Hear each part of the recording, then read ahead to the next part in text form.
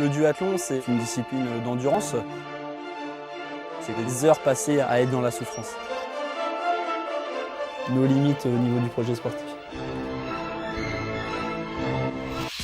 Dur au mal, Yannick Cadalin ne compte plus les heures et les kilomètres qui ont fait de lui le meilleur duathlète du monde sur longue distance. L'exploit remonte à 2014. Il a déjà gagné la médaille de bronze dans les championnats d'Europe. Mais voici Yannick Cadalin. Cette année-là, le Vernonais enchaîne les podiums et décroche une place de vice-champion du monde en Suisse après 6h20 d'efforts.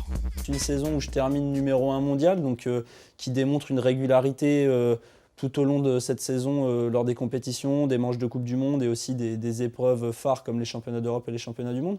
Donc oui, une grosse satisfaction et une envie pour la suite. Voilà, à 27 ans, je suis pleinement conscient que ça ne s'arrête pas là. On a encore de longues années devant soi pour continuer de mettre des choses en place et progresser.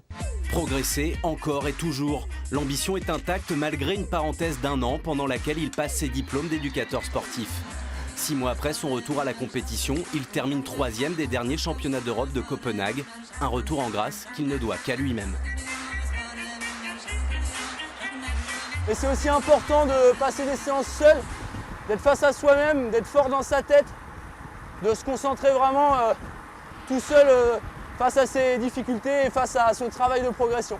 500 km de vélo par semaine à plus de 40 km/h, le tarif minimum pour rester dans la roue des champions.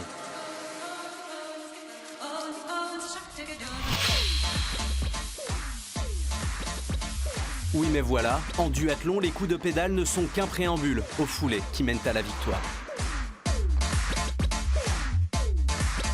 Comme chaque compétition, on termine par cette discipline, la course à pied.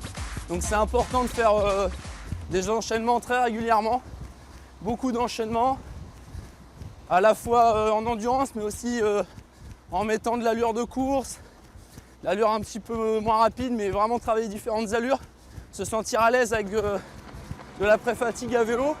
En septembre, Yannick relèvera son prochain grand défi, obtenir un nouveau titre mondial en Suisse, là où le roi avait brillé il y a 2 ans.